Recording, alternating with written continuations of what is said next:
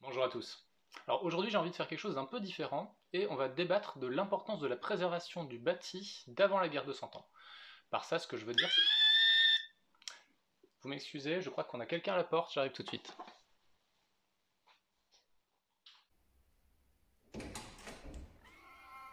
Bonjour, c'est pourquoi?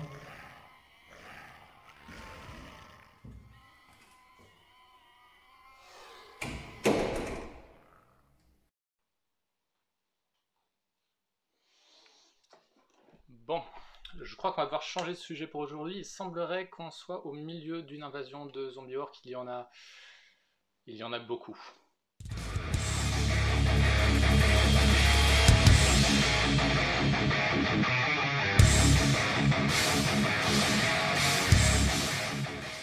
C'est toujours un plaisir à la sortie d'une nouvelle boîte de zombicides.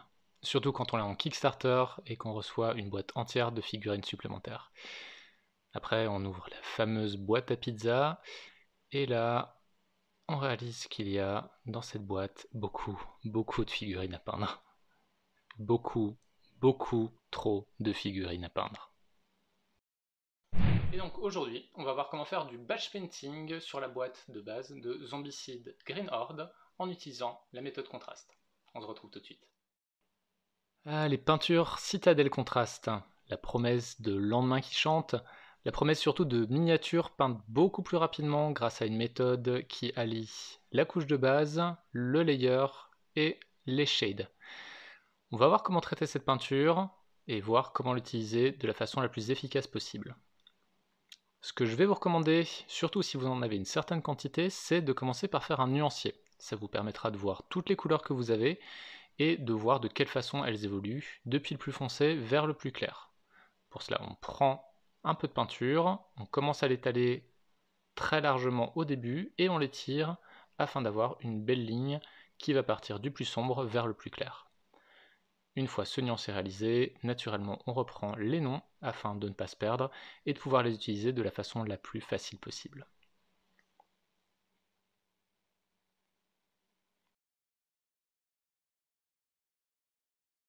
Alors pour cette vidéo, je vais travailler avec l'ensemble des orques et des gobelins d'une série complète. Je ne vais pas faire la boîte en entier parce que ça prendrait beaucoup trop de temps dans le cadre d'une vidéo.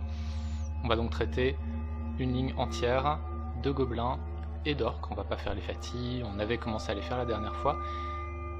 Au niveau des couleurs de peau, on va en utiliser deux, la Plague Bearer Flèche ainsi que la Crit Camo. Alors vous allez me dire, il y a une couleur dans la gamme contraste qui s'appelle Orc Flèche et que je n'utilise pas.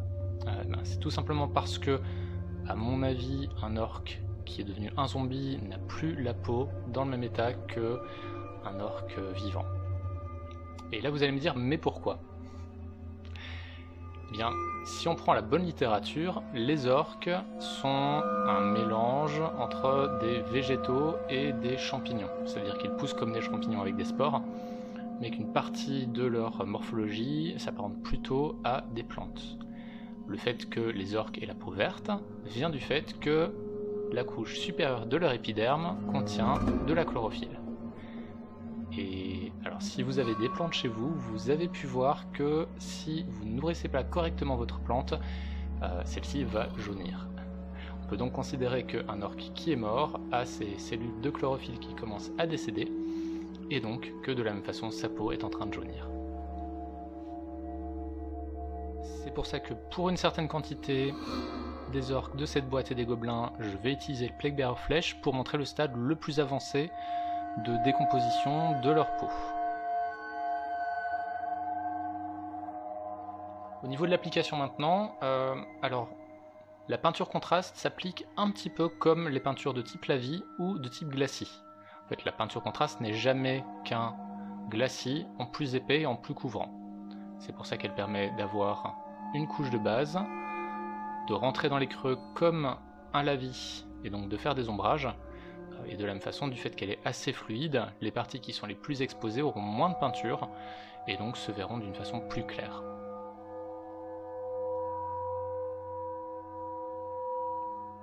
Au niveau de l'application, comme je l'ai dit, c'est une peinture très fluide qui, comme les Lavis, va avoir tendance à faire ce qu'on appelle des poolings, c'est-à-dire dans certains creux un petit peu plus profonds, à faire des paquets. et ces paquets, on souhaite naturellement les éviter. Si vous voyez à un endroit durant l'application que vous avez un paquet qui se forme, ce que vous faites simplement, c'est que vous rincez votre pinceau, vous le séchez, et avec la pointe du pinceau, vous aspirez par capillarité tout ce qui peut rester. Donc voilà pour l'autre couleur, donc Crit Camo. Vous voyez qu'il s'agit d'une couleur un petit peu plus propre et plus sombre, qui rappellerait une plante en bonne santé. Alors la gamme des peintures contrastes, comme vous pouvez le voir, va avoir des couleurs parfois beaucoup plus sombres et d'autres couleurs beaucoup plus claires. Les peintures comme le Plague Bear Flèche ont une teinte très légère avec des ombrages assez marqués, tandis que des couleurs comme la Crit Camo vont avoir des contrastes très marqués. Il sera donc beaucoup plus important d'être vigilant au niveau de la façon dont vous l'appliquez pour éviter tout simplement d'avoir des creux qui vont être noirs. Quand on peint uniquement à la contraste, une des choses sur lesquelles on va être le plus vigilant aussi va être de ne pas dépasser sur les zones qu'on aura à peindre après, surtout si les zones qu'on est amené à peindre après doivent être plus claires. On aura toujours la possibilité bien sûr de se rattraper en appliquant directement sur la zone où on a dépassé la couleur de base qu'on a appliquée à la bombe.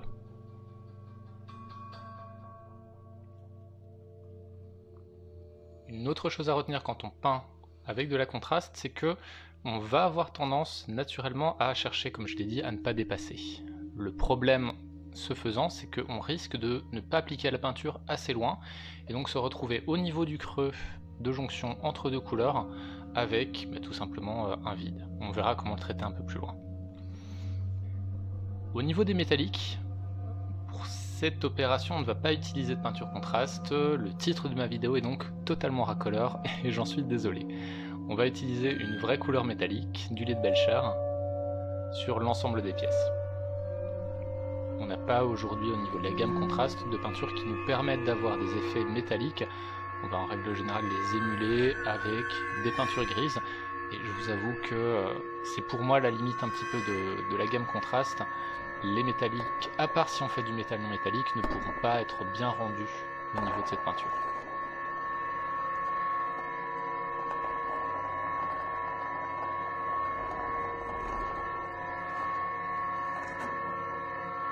Et ensuite, sur l'ensemble des parties métalliques, on va repasser à la contraste et on va prendre une peinture qui s'appelle la Snakebite Leather et on va l'appliquer à deux endroits. On va l'appliquer donc sur toutes les parties métalliques, mais on va aussi l'appliquer sur toutes les bandes de cuir qu'on va avoir au niveau des différentes miniatures. Sur toutes les parties bandes de cuir, on va avoir une couleur de cuir bien marquée avec de beaux contrastes. La Snakebite Leather est, je pense, une de mes peintures contrastes préférées au niveau de ce qu'elle rend. Et au niveau du métal, on va avoir un rendu de métal vieilli, de métal qui commence à être corrodé et qui commence à rouiller, sans forcément avoir un effet de rouille, comme vous avez pu le voir sur la vidéo traitant de la rouille. Je vous renvoie le lien juste au-dessus.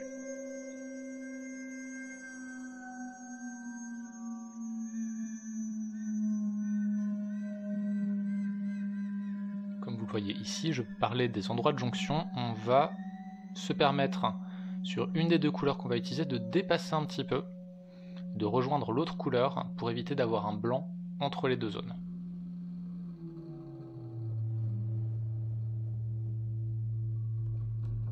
Alors le temps que je termine cette partie, petite interlude, est-ce que vous connaissez la blague de l'orque bourré? Non? Bah écoutez, lui non plus, il était bourré. Alors c'est à ce moment où vous êtes en train de vous désabonner. Excusez-moi, revenez, je vous aime.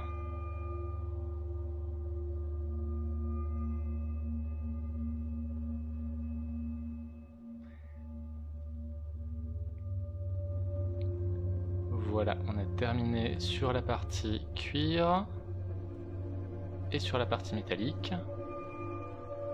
On va maintenant attaquer le cuir foncé, donc c'est avec du Sigurd Brown. Donc on va surtout l'utiliser sur les bottes des gobelins, ainsi que sur certains éléments. On peut faire les ceintures dans cette couleur là si on ne les a pas fait en Snakebite Leather. On a pas mal de couleurs sur des teintes chair, sur des teintes ocre et sur des teintes brunes au niveau de la gamme.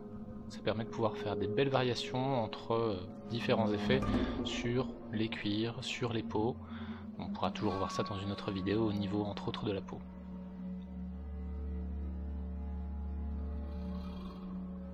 Voilà au niveau du cuir foncé. Sur certaines figurines on a des bouts de lance qui ont été enfoncés et se sont cassés dans la peau. Ces derniers on va les traiter avec du Wildwood, qui est la peinture qu'on va utiliser pour quasiment tous les effets de bois foncé au niveau de la gamme contraste. Après si vous voulez imaginer que ce sont des morceaux de métal rouillé, vous pouvez les faire de cette façon là.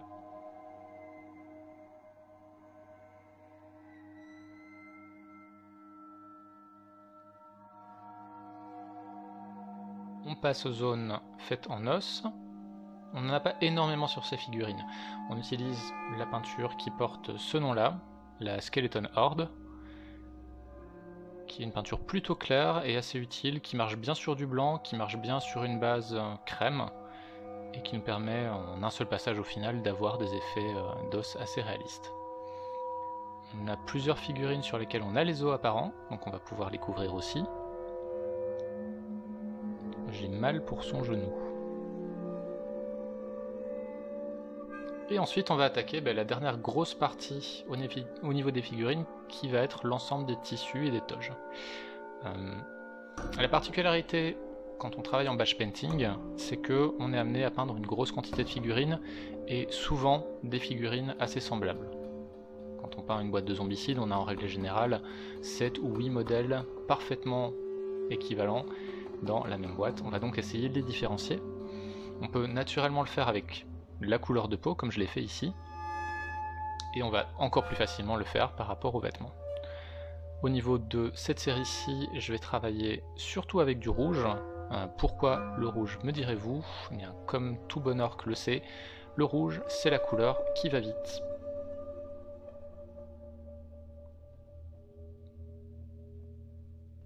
Et je vais profiter de cette partie qui va être encore un peu longue pour expliquer vraiment ce qu'est le batch painting. Donc le batch painting, c'est une technique qu'on va utiliser quand on a un grand nombre de figurines à peindre et qu'on souhaite les peindre d'un seul coup.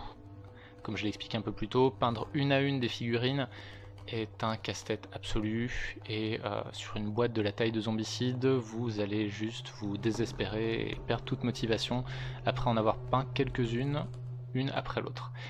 Donc le batch painting, ça va être de prendre une série de figurines. Ça peut être une dizaine, ça peut être 40, 50 figurines si la boîte le nécessite, et les peindre tout à la suite, en gardant la même couleur à chaque fois. C'est-à-dire qu'on va commencer par faire l'ensemble des peaux sur toute la rangée, on va ensuite passer à la couleur suivante, etc., etc. Le gros avantage, et même sur une figurine qu'on va peindre avec une peinture de type contraste, c'est que la première que vous avez terminée sera entièrement sèche quand vous aurez fini la dernière, donc ça vous permettra directement de passer à l'étape suivante.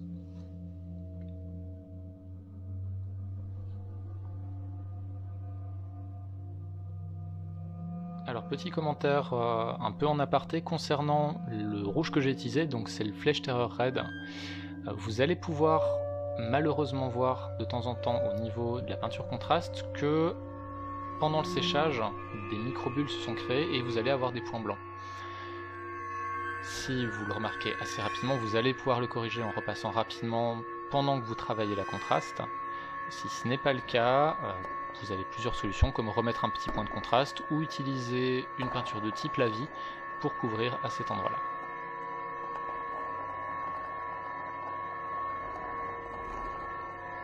Histoire de varier un petit peu au niveau de ma série, je vais faire quelques habits en noir, parce que comme on le sait en langage orc, le noir c'est la couleur des résistants, et après avoir peint une certaine quantité de figurines, être résistant est la première valeur que vous allez souhaiter avoir. Alors le noir c'est du Black Templar. Comme vous le remarquez au niveau de l'application, la couleur qui ressort est un gris. En même temps, peindre du noir et uniquement du noir sans avoir d'éclaircissement peut être assez triste et assez inintéressant au niveau de la peinture. Vous avez donc naturellement les effets de gris qui vont ressortir.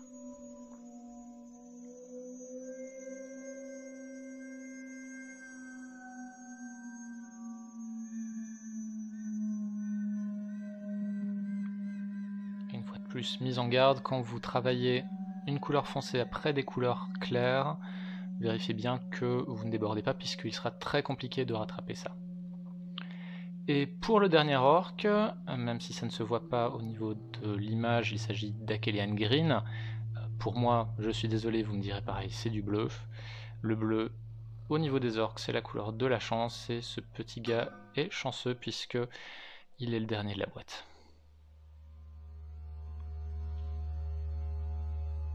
Vous avez un bon exemple là de ce qu'on appelle le pooling. Donc on a un gros creux dans lequel s'est formé une masse plus sombre qu'on a essayé de corriger autant que possible avant qu'elle ait commencé à sécher. Sur toutes les parties métalliques qu'on a recouvertes de Snakebite Leather, on va maintenant faire un rapide brossage à sec, à nouveau en lait de Belcher, simplement pour faire ressortir le côté métallique et ne pas le mélanger avec les éléments en cuir, et donner l'impression que les parties les plus saillantes de leur côté continuent un petit peu à briller du fait qu'il y a eu du frottement.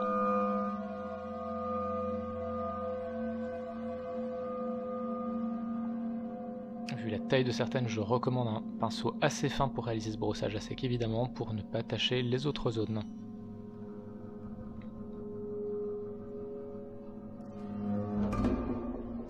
Voilà. Il nous reste quelques détails encore à réaliser, essentiellement sur le visage.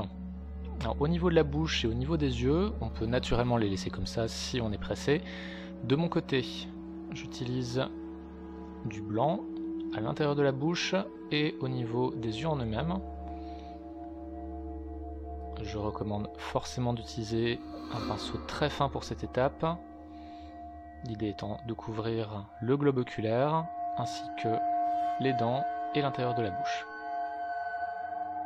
Comme ceci. Et on va ensuite repasser à la contraste. Tout d'abord au niveau de la bouche. Au niveau du pourtour, on va utiliser à nouveau du Skeleton Horde pour réaliser les dents jaunies. Dans le cas où votre figurine a une bouche fermée, on pourra s'arrêter là au niveau de la bouche.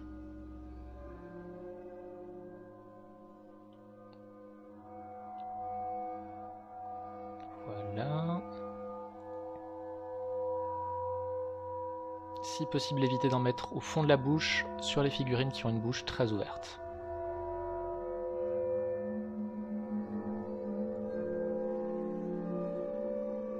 Voilà pour les dents.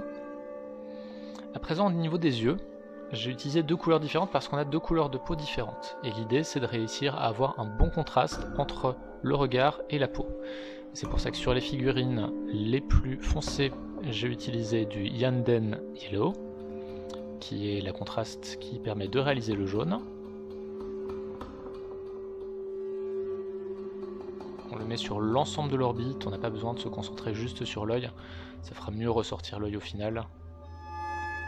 Et la partie blanche ressortira toujours un peu plus claire. Sur l'ensemble des figurines, je réalise ensuite au Flèche Terreur Red l'intérieur de la bouche, en essayant de ne pas toucher les dents. Si on touche les dents, ce n'est malgré tout pas grave, puisque ça pourra donner l'impression que la bouche saigne. Il reste encore un détail, il y a pas mal de cicatrices ou de coupures au niveau des figurines, et on va un peu travailler ça. Alors l'idée en fait, c'est de mettre un coup de pinceau avec du Blood for the Blood God au niveau de la plaie, en essayant de rentrer la peinture à l'intérieur. C'est pas grave si on en a à l'extérieur. Ce qu'on va faire simplement, c'est que juste après avoir mis la peinture, on va passer un coup de doigt ou de sopalin sur la zone et on va retirer l'excédent. En fait, tout ce qui restera, c'est dans les creux, là où on est censé en avoir. Une fois de plus, au niveau de la bouche, au niveau de les mains, c'est à la discrétion de chacun.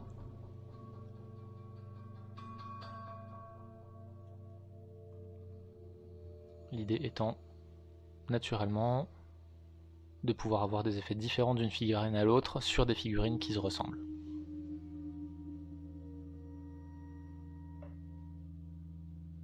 Voilà, on a encore sur 3 figurines, pardon, sur 2 orques et 1 gobelin, des zones avec les œufs qui ressortent. À ce niveau-là, de la même façon que pour la bouche, on va essayer d'éviter de toucher directement l'os, en tout cas de le recouvrir complètement. Et par contre, on va essayer de bien remplir toute la zone qui est la plaie autour de l'os.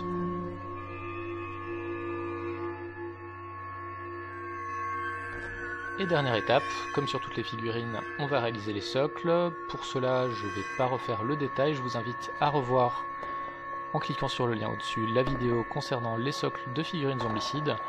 J'ai à peu près refait la même chose que sur le socle des marais toxiques.